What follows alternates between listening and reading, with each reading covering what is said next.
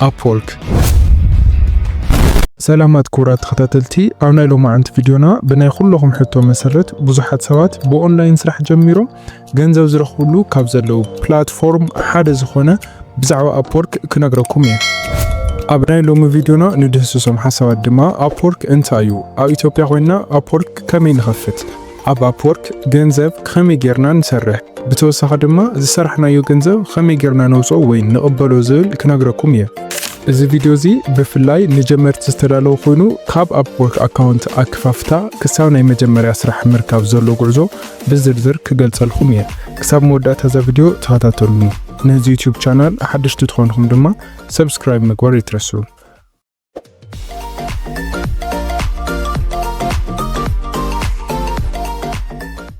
መብዛሕትኡ ግዜ ብዛዕባ Upwork ክንሰምዕ ከለና ፍሪላንሲንግ ዝብል ሓሳብ እውን ምስኡ ክለዓል ንሰምዕ ኢና። ስለዚህ ድማ ቅድመ Upwork ዝብል ሓሳብ ምግላጽና ፍሪላንሲንግ እንታይ ምዃኑ ክነግረኩም። ፍሪላንሲንግ ሓደ ሰብ ንሓደ ትካል ወይ ኩባንያ ከም ቀዋሚ ሰራሕተኛ ዘይኾነስ ከም ነፃ ሰራሕተኛ ወይ ድማ ኮንትራት ንዝተፈላለዩ ዓማዊል ወይ ክላይንት ኣገልግሎት ዝህበሉ ኣገባብ እዩ። ፍሪላንሲንግ ኣብ ዝተፈላለዩ ሞያታት ክዋፈሩ ይኽእሉ እዮም። ገለ ካብቶም ጽቡቓት ዝኾኑ ሞያታት ኣብነት እንትንርኢ ድማ ጽሑፍ፣ ትርጉም፣ ግራፊክ ዲዛይን፣ ሶፍትዌር ምምዕባል ወይ ድማ ዌብ ዲቨሎፕመንት፣ ዲጂታል ማርኬቲንግ ወይም ዝተፈላለዩ ምኽሪ ናይ ትካላት ምሃብ ይጥቀሱ። ብሓፂሩ እንትግለጽ ድማ Upwork ብፕሮጀክት ዝውሰን ስራሕ እዩ። መብዛሕትኡ ግዜ ፍሪላንሰራት ንሓደ ፕሮጀክት እዮም ዝቑፀሩ እምበር ንነዊሕ እዋን ይኾኑ። Upwork እንታይ እዩ? Upwork ዓለማዊ ፕላትፎርም ኮይኑ ፍሪላንሰራት ወይ ደለይቲ ስራሕ ምስ ክላይንታት ደለይቲ ስራሕ ዝራኸብሉ ቦታ እዩ። ናይ Upwork ኣልጎሪዝም ወይ ድማ ኣሰራርሓ እንትንርኢ ክላይንታት ወይ ድማ ወነንቲ ስራሕ ዝተፈላለዩ ዓይነት ስራሕ ይዝርዝሩ። ፍሪላንሰራት ድማ ኣብ ዝመረጽዎ ሞያዊ መረዳእታ ወይ ፖርትፎሊዮ ተመርኪዞም ነቲ ስራሕ ይወዳደሩ ማለት እዩ። ኣብ Upwork ብምንታይ ዓይነት ሞያታት ክንሰርሕ ንኽእል ወይ ድማ ጠለብ ዘለዎም ስራሕትታት እንታይ እዮም ዝብሉ እንትንርኢ ድማ ኣብ Upwork ከም ጽሑፍ፣ ትርጉም፣ ግራፊክ ዲዛይን፣ ዌብ ዲቨሎፕመንት፣ ማሕበራዊ ሚድያ ማኔጅመንት ወይ ሶሻል ሚድያ ማኔጅመንት ዝኣመሰሉ ስራሕቲ ይርከቡ። እዞም ዝጠቕሱልኩም ስራሕቲ ክእለት እንተሃሊኩም ድማ ብቐሊሉ እናስራሕና ገንዘብ ክንረክብን ዓርስና ክንልውጥን ንኽእል ኢና።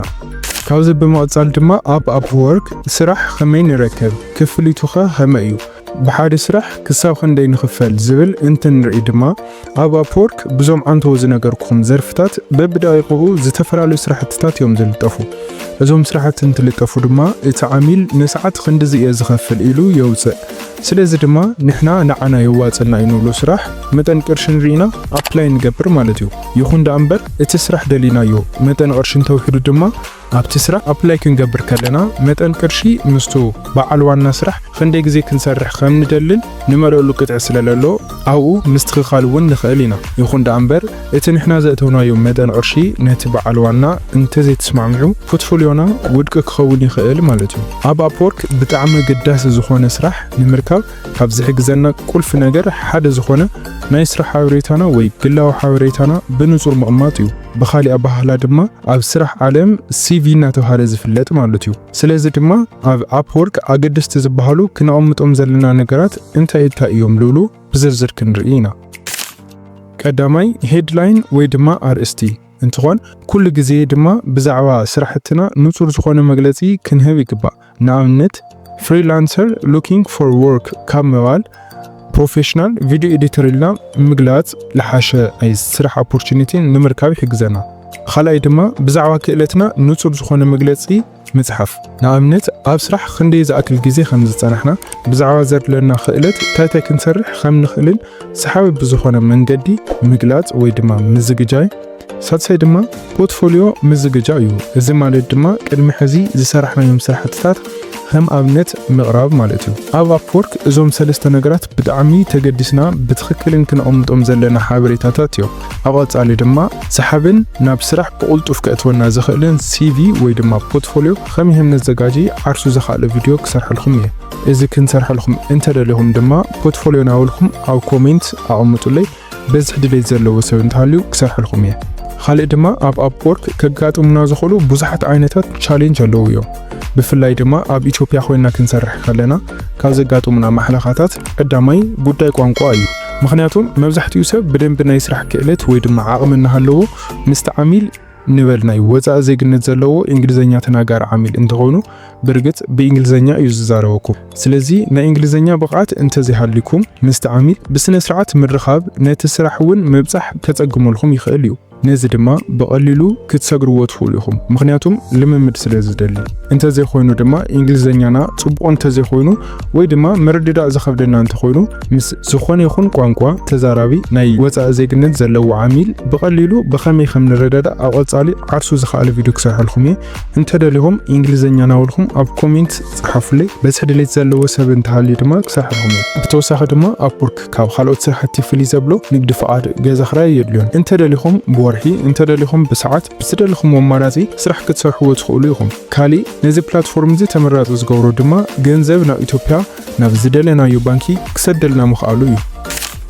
እምበኣር በዚ ቪድዮ እዚ ከም መእተዊ ትደልዩ ዓይነት ሓበሬታ ከም ዝረኸብኩም ይጠራጠር። ተወሳኺ ሕቶታት እንተሃሊኩም ካልኣይ ክፋል ትደልዩ እንትኮንኩም ኣብ ኮሜንት ኣፍልጡኒ። ብዙሓት ዘይዳሰስናዮም ነገራት እውን ኣለዉ። እዚ ቪድዮ እዚ ከይነዊሕ ኢለ እየ ከመይ ጌርና ኣካውንት ከም ንኸፍት እውን ዘይረኸብኩም። ስለዚ ብዛዕባኡ እዚ ቪድዮ ክንሰርሐልኩም ትደልዩ እንትኮንኩም ማለት እውን ከመይ ጌርና ናይ ፍሪላንሰር ኣካውንት ብዕውት መንገዲ ንኸፍት፣ ስራሕ ከመይ ጌርና ነመልክት፣ ምስ ዓማዊል ከመይ ጌርና ንራኸብ ዝብል ኣብ ቀጻሊ ቪድዮ ክሰርሐልኩም እየ። ድሌት ዘለኩም ሰባት ኣብ ኮሜንት ኣፍልጡኒ። ካብኡ ወጻኢ ዘለኩም ሕቶን ርእቶን ሕዚ እውን እንደገና ኣብ ኮሜንት ሃውኒ። ብኡ ከለኹም እውን ብዛዕባ እንታይ ቪድዮ ክንሰርሐልኩም ከም ትደልዩ ኣፍልጡኒ።